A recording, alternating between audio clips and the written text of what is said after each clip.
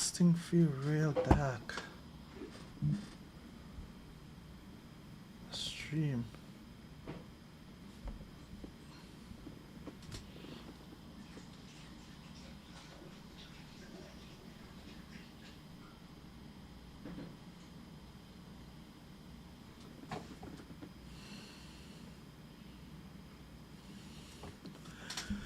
I will have to work that this so right now. Go live.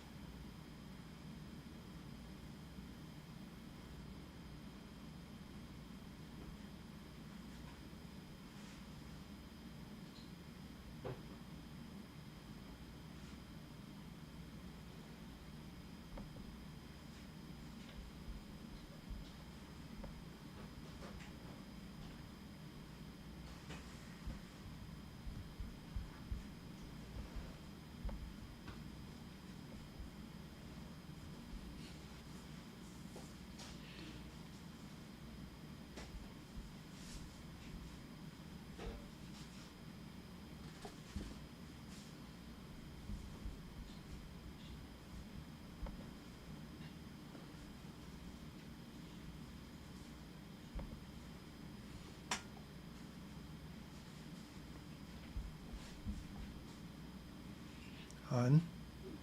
I'm going live now.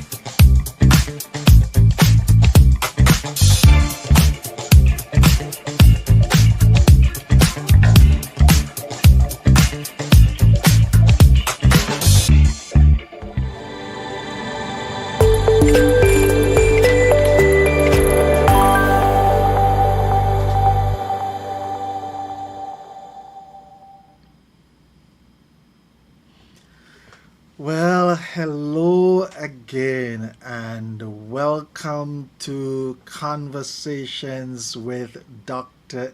Els. another week, another conversation. Thank you guys for jumping on to this conversation. As usual, we are here weekly at 6:30 Eastern Standard Time, and it's great to have you guys locked on. I see Eugenia Kamabach, great having you locked on to Conversations with Dr. Els as you continue to join the conversation. Williams Venus, great having you locked on also to Conversations with Dr. Els. And for all of you, I want to ask you again to help me and let us get this conversation going. Let us get this conversation out there. There are so many persons who need to hear what we are discussing. This is a free, frank conversation.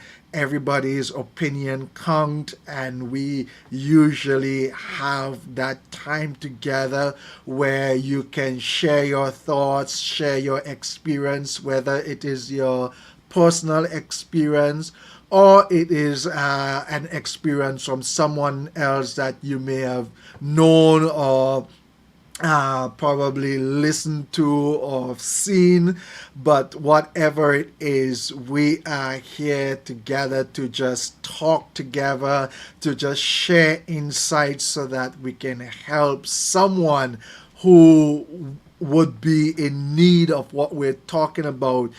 There are so many persons out there who needs help, and so in conversations like this, no hold bar conversation, we want to be able to help them. So what I want you to do for me is to share this conversation. So go to the bottom left or right of your screen and hit the share button. Share this conversation so that together we can reach so many other persons who need to see and to hear this conversation. So guys, thank you so much in advance for doing so. And we have been talking about when couples become roommates.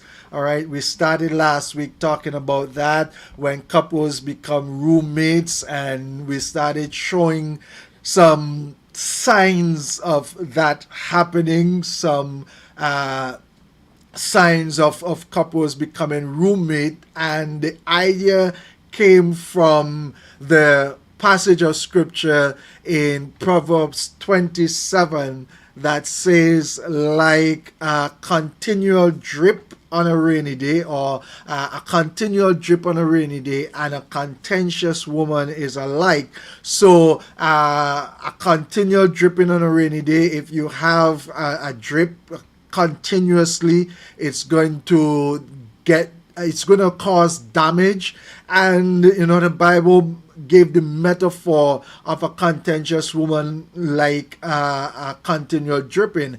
And what we're saying is that while the Bible said woman, it is really not just gender specific, because you can have a contentious man, and so a contentious spouse, if you want to bring it into general language, a contentious spouse and a dripping on a rainy day is alike. And so the idea is that, and I'm sure especially for those of you homeowners, what am I saying? All right.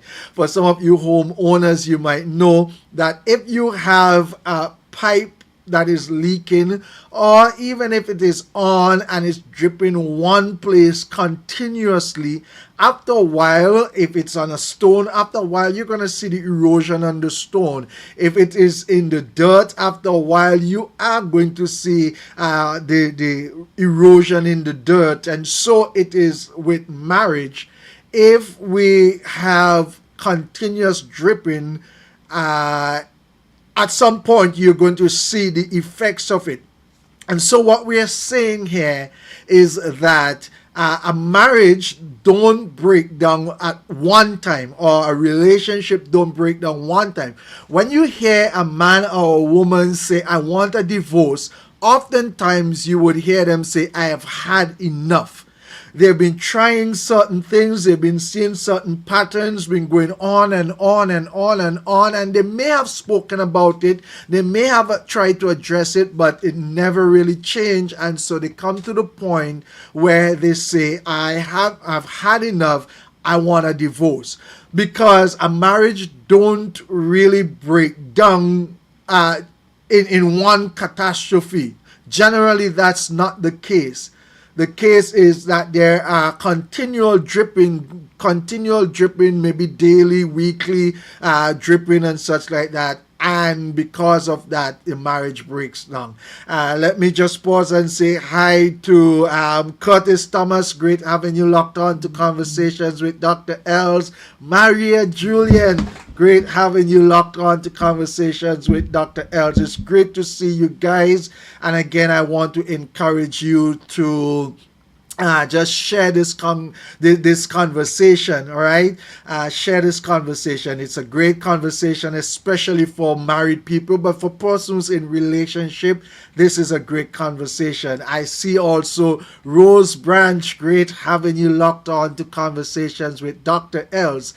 And so it is out of this whole idea that we're talking about when spouse becomes roommate, or when relationship turn into being roommate.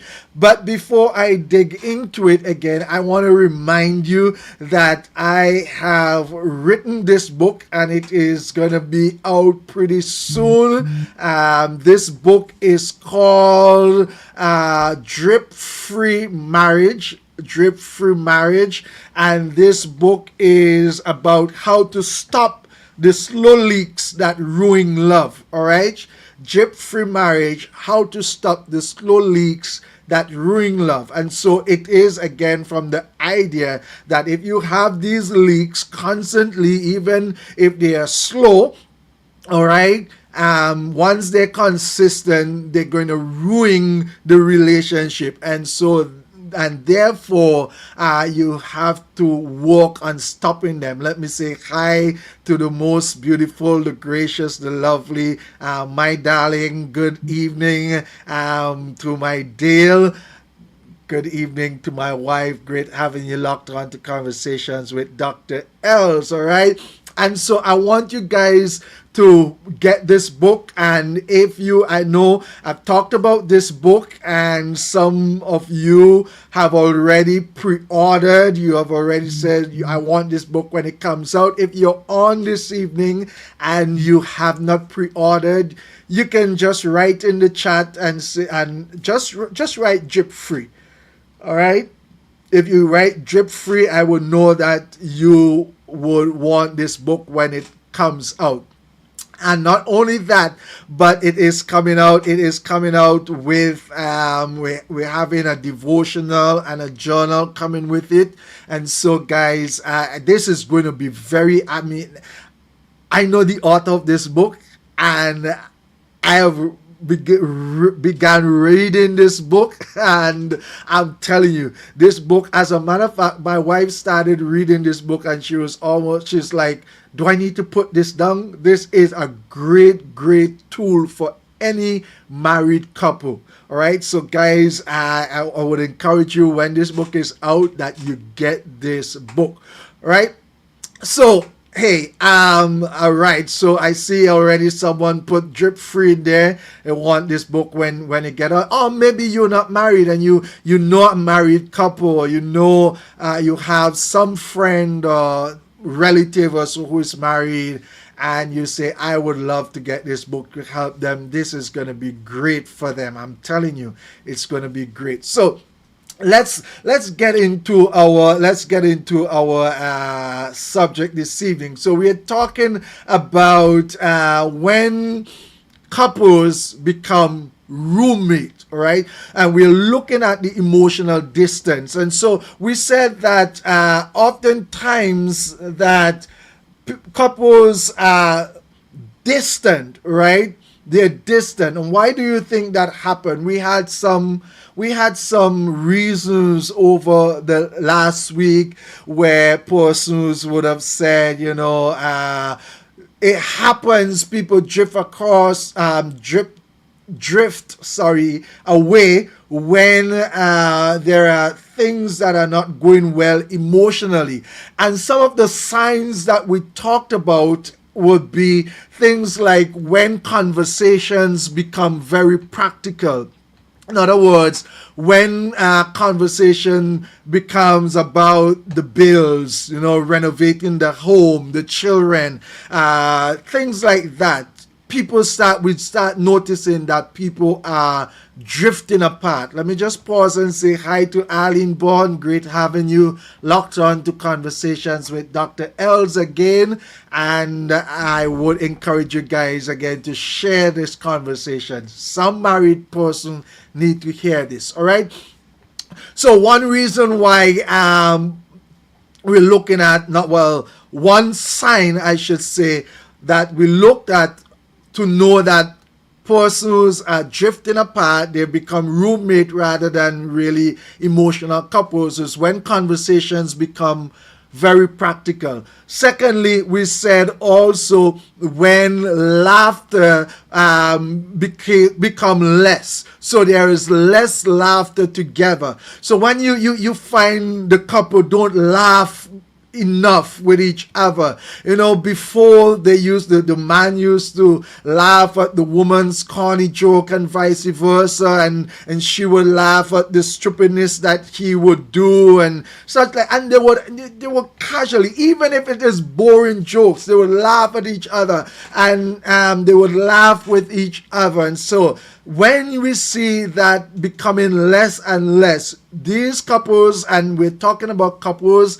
they live in the same house, they're sharing the same bed, everything like that, sleeping together, but they are more roommates than really emotional couples. Let me just say hi to my brother Evan Belfaria. Great having you locked on to Conversations with Dr. Els. It's really great to have you guys and share this conversation. Someone needs to hear this, right? Also remember that you can share your thoughts in the comment section in the chat, and we would see it, we would talk about it, we would discuss it. So these are two things that we talked about. We see couples becoming roommate when conversations become practical, when less laughter is happening together, when there is less curiosity about each other. You see, when couples don't want to find out what is happening with each other, you're not curious about your partner, you're not checking out how they've been doing. Yes, you may talk about work, but you may talk just about the overall things, not the feelings and such like that. Those are signs that the couples are drifting apart. Not only that, but when they spend less time intentionally together, all right, less time intentionally spent together are signs that the couples are roommate, all right. Signs that the couples are just roommates and they're not there's no emotional bonding. So I've seen some folks. Let me say hi again to Patricia Goodridge. Great having you locked on to Conversations with Dr. Els. My cousin Hayden Bruce. Great having you locked on to Conversations with Dr. Els. Great to have you here.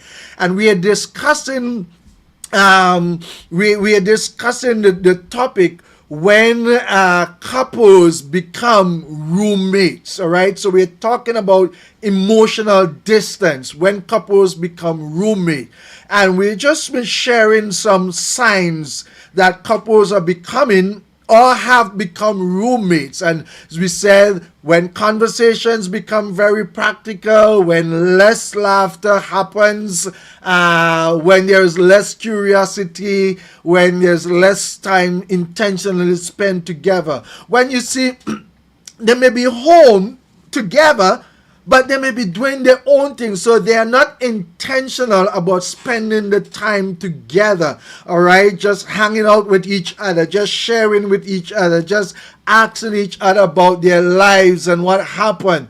They're not being intentional. They're not having a date night. I know many married people who stopped dating after they got married. Date night is something that has gone out of the books, all right? And so we said, some couples, they share a house, but they no longer share their thoughts and their fears, their dreams, and their frustrations. They don't share those things. And yeah, so they may be sharing the house, they're sharing things together, but they're not deep, right? They're not sharing with each other. And I again, I want to pause because I really appreciate you guys being on this conversation. The one and only Sister Elsie Frederick, who is, to me, is one of my example. Let me just be honest here. Sister Frederick is one of my example of a great marriage, and she's been married, I can't remember for how many years, but to the end, she's been a great example, not just to me, but to a lot of people who have been around. And they, I remember you would see Pastor Frederick and you would see Sister Frederick, and they together, you would see the joy together, you would see the laughter together, you would know that they were emotionally connected. And so we are talking about this, but couples who are together in the same house, they're married, or they're living together, because again, if you understand, Conversations with Dr. Els addresses not just only Christian couples or such, but we address the whole issues of life, all right? So they may be together with our common law relationship or whatever, but once you are in a relationship, there should be some emotional connection. And so we're saying that you see these things and couples do drift apart, but there is good news, all right? There is good news. Connection and reconnection is possible, all right? I mean, emotional distance develops gradually, and that is the whole idea of the dripping, right? Gradually happening. And in the same way, closeness can rebuild gradually. So the same way that, you could drift apart, you drift apart gradually, you can come back together gradually. All right. And so it is possible to reconnect.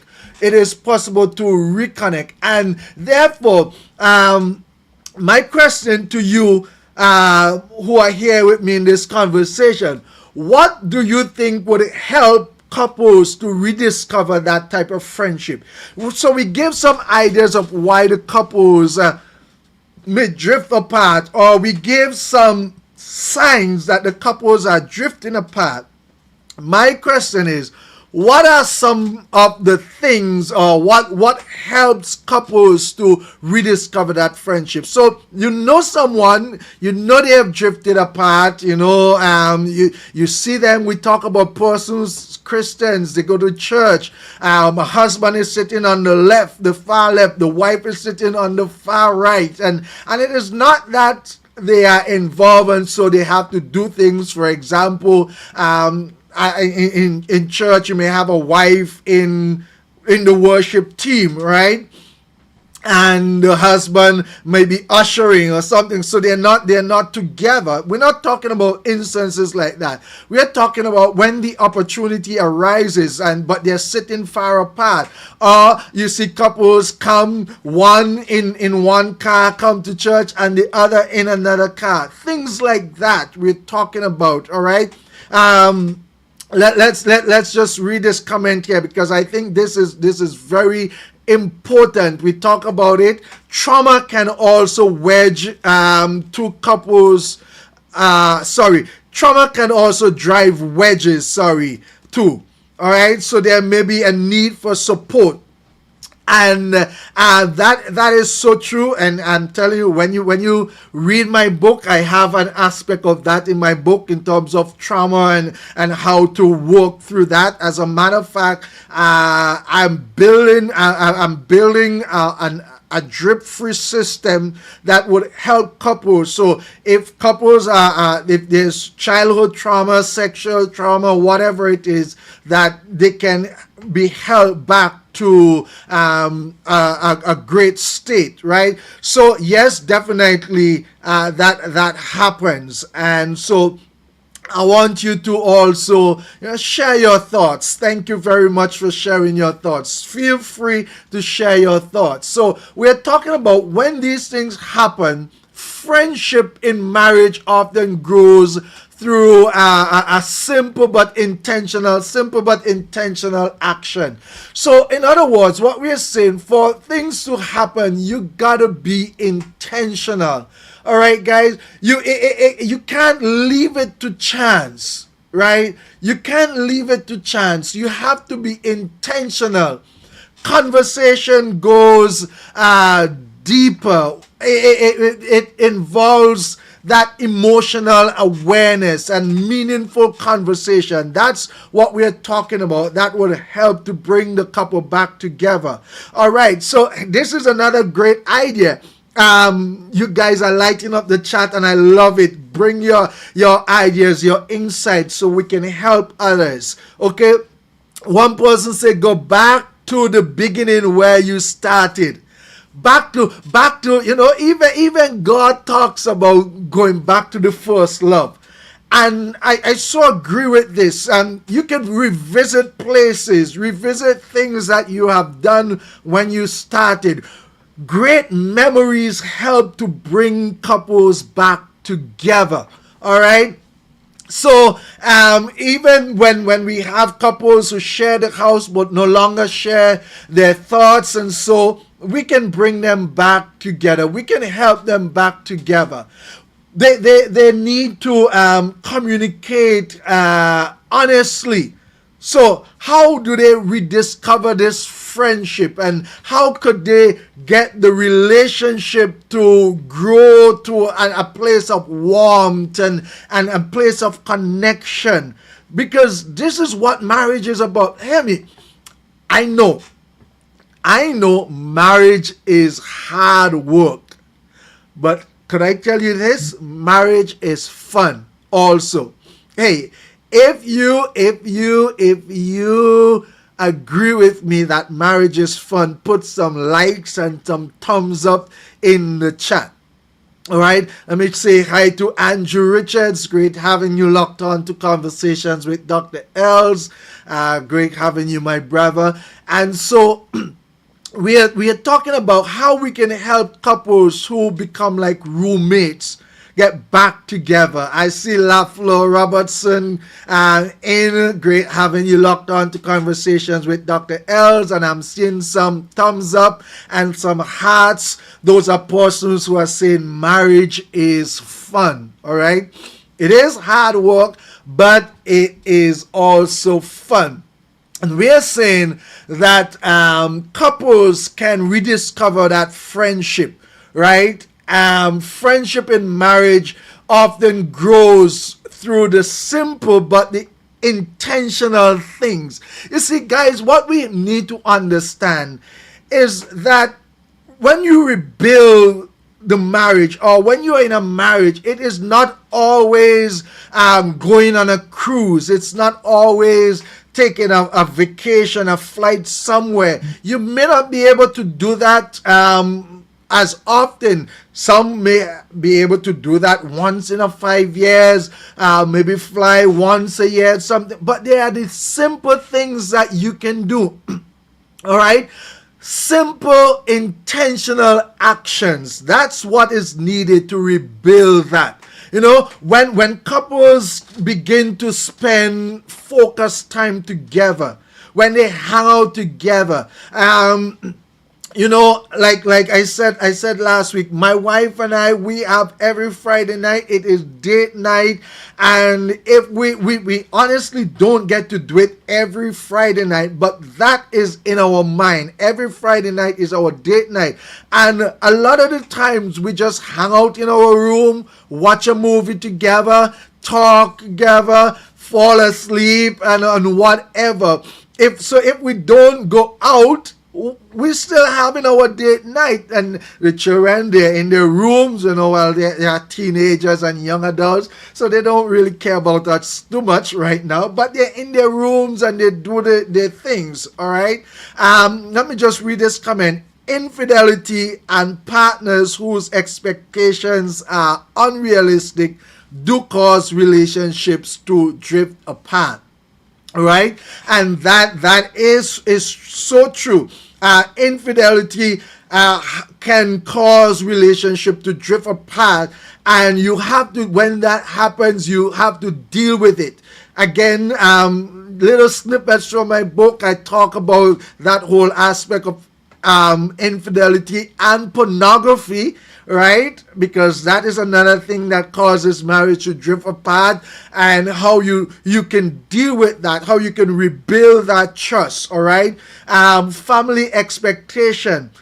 I do teach a course in seminary called Ministry to Family. And one of the things I always say to the students that have them thinking, I said to them, I make this statement, there are 6 in the marriage bed. There are 6 in the marriage bed. And I ask them, tell me what that means. Oftentimes they would say, well, the 2 men's feet, and the 2 ladies' feet, and some would say Jesus, and some would say all sort of stuff like that. And then after all the answers, I would say to them, each party brings their parents into the marriage bed, not physically, but the way they were trained and such like that. They have those thoughts that they bring into the marriage. And so this is just going to the comment that was made, that unrealistic expectation cause relationships to drift apart. So when the man comes with what he thinks marriage should be, and the woman comes with what she thinks marriage should be, and they're expecting something and they're not getting it, that can definitely cause it to drift apart. So here we hear in the chat, my question is, how do you recuperate the marriage when trauma has severely affected one person and despite efforts they have shut down? All right, this is a great question. How do you deal with trauma? And I think this is a topic that we would need to dig into some more. This is going to take a whole conversation, and I think this is a conversation we can have. But because one of the things that you understand is that you need to deal with that party slowly. I have a couple snippets in my book with that, also with trauma. But trauma is not something that you can get over easily. And unless there's really deliverance, because Christ is able, you can get instant deliverance. But in the reality is that you have to work with a trauma victim really carefully and slowly. You can't, for example, our conversation is real.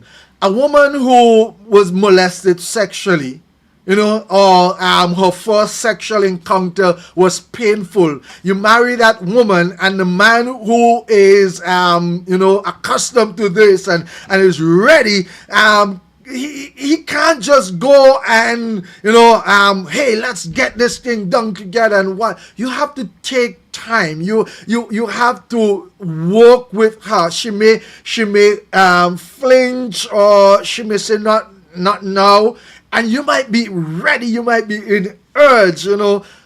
So you gotta work slowly. All right, and I promise you that I'm going to take up this, because I think this is a very, very important conversation that we need to have. So many persons out there are dealing with traumas, and so we're gonna deal with that.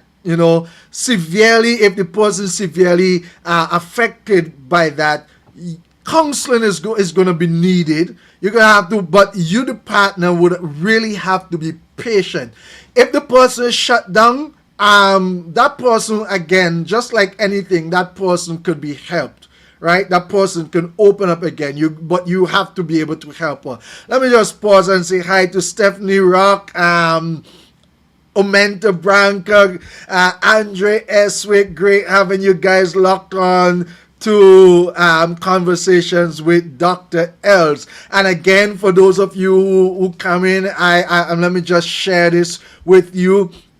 I have this book that I've written, and it is called Drip Free Marriage. It's coming out soon, and if you need a copy, you could just pre-order by just writing Drip Free in the comment section there, and I'll take note of it, and I'll make sure that I get to you with the copy of Drip Free Marriage. It is a great tool. It will have a devotional, and it will have a journal. So guys, I'm looking forward for this great book. All right, so we are talking about emotional distance when couples become roommate, and I'm reading some great comments here. I'm telling you, you guys are awesome. All right, one of the things I enjoy in my relationship, this is a comment, one of the things I enjoy in my relationship is that at the end of the day,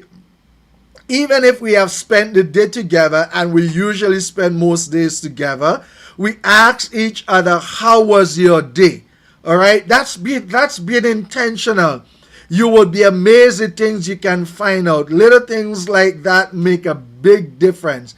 I'd say be curious again about each other. All right, so here's another thing that can bring couples back together even if they drifted apart. Ask, how's your day going? And wait for the little things. Have that conversation. All right. That's great insight. Let me read this other comment. The more you spend time together with your partner, the closer you get. And that is so true. I'm sure many of you may know about that book, The 5 Love Language, or The 5 Love Languages by Gary Chapman, and in that book it talks about the way a person is being loved, right? And for example, well, my wife, her love language is words of affirmation, so that when I miss not telling her how she looks, and I know she's watching and she's listening to me, hon, you looked lovely today, so I missed that today, so let me say it, and I say it publicly, and you look lovely today. All right, but because she's striving words of affirmation, when that is missed, that's her love language, and that's what I need to remember, and I'm trying to work on it. I am telling you, I'm not 100%, but I'm trying to work on that. We're being honest here, right? My love language would be spending time together. And so when we spend time together, I am happy. Even if we're just sitting together, we're in the bed sometime, and she might for a few minutes be scrolling through her phone, but the fact that she's there with me, I am happy. So yes, you intentionally spend time together, and that can bring this back. All right. Unforgiveness. And so that we're talking about how we can rediscover that friendship. We're moving the couples back from being roommates to being emotionally attached. And of course, unforgiveness is one of the things that cause people to drift apart. We all mess up in some ways, and we have to learn to forgive. All right. But if you have unforgiveness in your heart, you're not going to be able to react to the person that is your spouse. So let me continue. All right, one person said we check in on each other, and that's great. So we're talking about rebuilding. checking on each other, give a call sometimes, if my wife is home and I'm at the office, I may call and say, hey, what's happening? Or we're somewhere and time maybe at a distance, well, not at a distance, but we're running away with time or so, and you're just checking on each other. All right. Yes. You have to get that book. All right. I see you guys. I know some of you in Barbados. I'm gonna get that book down to Barbados so that you can have it. But let me just say hi to Mary Roberts. Great having you locked on to Conversations with Dr. Els. We're talking about emotional distance when couples become roommate, and so we talk about some of the things that are signs that couples have become roommates, and we're talking about what can we do to really help them to rebuild that. Okay. And we're saying when couples begin to spend time, focus time, not just being in the house, because you could be in the house, the wife could be in the kitchen cooking, and the husband sit down watching TV or reading newspaper or something. You're in the house, but we're talking about more than that. We're talking about when you are being intentional, having real conversations, right? Having conversations without distractions, all right? Putting away the phones, stop scrolling through, things like that. What you're doing there, you are creating shared experiences, all right? Things that when you get through the challenging times, because remember, I said that marriage is fun, but it is also hard work. It is hard work, but it is also fun. There are times you're going to go through some challenging times. You see, if you intentionally build this marriage together, or this relationship together, when the hard time comes, you will be able to fall back on those times. That's where you're creating shared experiences, all right? And so when couples begin to enjoy each other's company again, friendship naturally strengthens. Let me say that again. When couples begin to enjoy each other's company again, friendship naturally strengthens. When you see you can again laugh with the person, you can enjoy the friendship, you can hang out together, you can go places, you do those things. It's gonna build the relationship,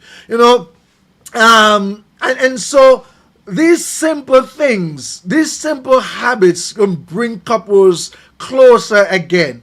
And so if we look at, because we look at some of the signs of the couples drifting apart, and if we look at the opposite side, what does emotional friendship look like in marriage? We could talk about some ideas here. Intentional time together, meaningful conversation. We talk about appreciation and respect, right? So let's bring this whole conversation together. We've been talking about this in the last conversation and this conversation, but let me just pause and read this comment. Too much scrolling on the media instead giving each other's attention. All right, so too much scrolling on social media instead of giving each other attention. You see it sometimes. And I watch it, and especially not just scrolling, but when you have your headphones, the husband has his headphones on and the wife has her headphones on, and their eyes are down in the tablet or the phone, and they're scrolling, and you can't even if you are talking with each other. For example, if the headphones are off, right, and both are in close proximity and you're scrolling, maybe one person can call the other person or say something and they would hear. But oftentimes when the headphones are on, you can't hear anything, right? But you got to be intentional. Hear me. If you're going to make your marriage work, you got to be intentional.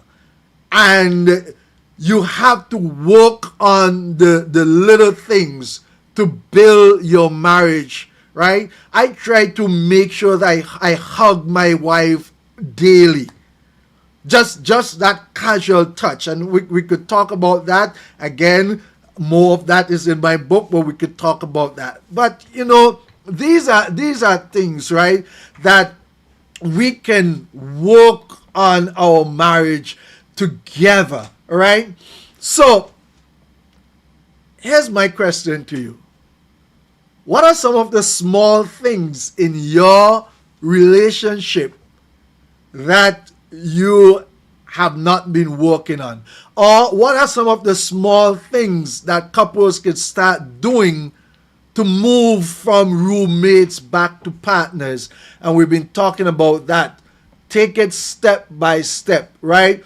And like I said, one simple step is really to create intentional time for meaningful conversation. Let me pause and say hi to Shamian. Great having you locked on to Conversations with Dr. Els. All right.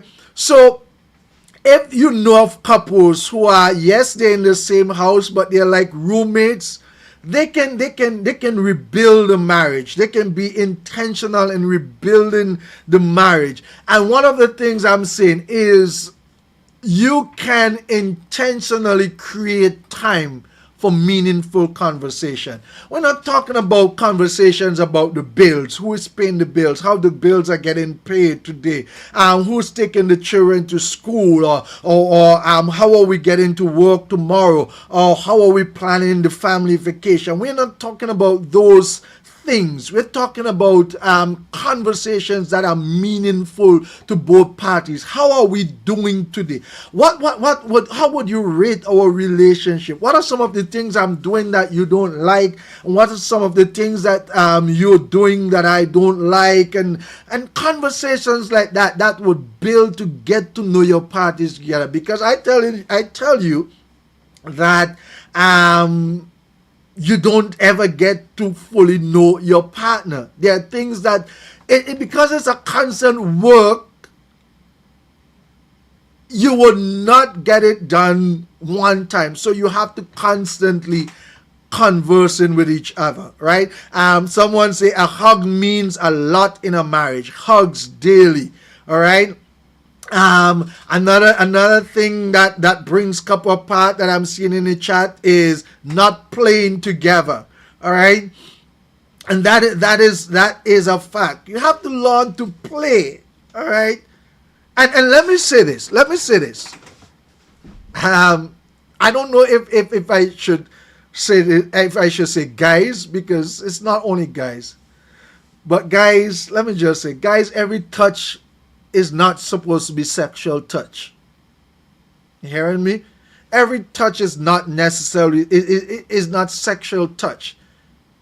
So you just hug your spouse. You know, just touch your spouse, give her a slap on the behind. You pass in the kitchen and you rubbing her and all of that doesn't mean that once you see that happen, it means, hey, it's time for it. No. Touch is more than sexual, but you gotta play together. You gotta hang with each other, right? And so even the small moments of undistracted connection, talking honestly, listening to each other, showing interest, all of that can rebuild that emotional closeness. All right. Relationship often change not through understandings, not through dramatic actions, but through consistent small efforts. All right, through the small things that you do consistently. I said to you some time ago, there is this concept of Kaizen, which means that you constantly grow, and it's a concept that is across the board, whether it's in business, in spirituality, in relationships, or what. it's a concept that you constantly grow little by little. You take a step, and once you're consistently doing that, you're going to see results. This is the same thing that you need to do in rebuilding the relationship. All right. You consistently and constantly work on it, talk together, make sure that you do the little things, and I guarantee you that you would rebuild that. The truth is, there are too many couples, and I would add Christian couples. This goes across the board, and not just Christians, but there are too many couples, including Christian couples, who are just roommates. They're just living in the same house. They're just paying the bills together. And we need more than that. We need more than that. Marriage should be fun. Let me just say hi to Signa Burke. Great having you locked on, my dear friend and neighbor. Dale Hope, great having you locked on to Conversations with Dr. Els. Over the past 2 weeks, we have been talking about emotional distance when couples become roommates, all right? And we're saying that there are signs that you can look at that shows that couples are roommate. And just to recap, for those of you who just got in, and for those of you who would probably, well, if you're listening to this or seeing this after, you can go over the whole thing. But just for those of you who've just joined in, we're saying things like when you see couples are just talking about the bills or, things in the house that needs to be done. When you see couples, hey, let me just pause and say hi to Alston V. Anderson. Great having you locked on to Conversations with Dr. Els. Okay, so when couples become roommates, signs when you see couples are just talking about paying the bills. The conversation is very practical. When you see couples, they don't laugh a lot, they laugh less together. When you see there are less curiosity about each other, when you see less intentional time spent together, and there are many reasons why these things happening. We see from the chat where some may be trauma, infidelity, scrolling on social media. When you see that, both parties are in the house, but they are practically living separate lives, if you put it that way. They deal with the bills, they deal with the children, they deal with the practical things in the marriage or in the relationship to keep the house going. But there is no real connection. When you see those things, you know that these couples are drifting apart and they become roommates rather than being emotionally connected. And we also said things like, work pressure and children and responsibilities and stress and fatigue and the digital distraction. These are some of the things that play a role in causing couples to drift apart. But again, we said this doesn't have to happen to anyone, because you have to be intentional. You must be intentional. Have intentional conversations. Talk more than just the practical things, find out how your partner is doing and such like that. Listen attentively. Create intentional time together. Have that date night or date day or whatever that you used to have. Give the spouse a call, let her know that you're thinking about, sometimes I would find a love song and I would just, WhatsApp my wife just for fun, and stuff like that. Do these things. Let me tell you, engaging in the small things would help to build the relationship. Okay, engaging in the small things would help to build the relationship.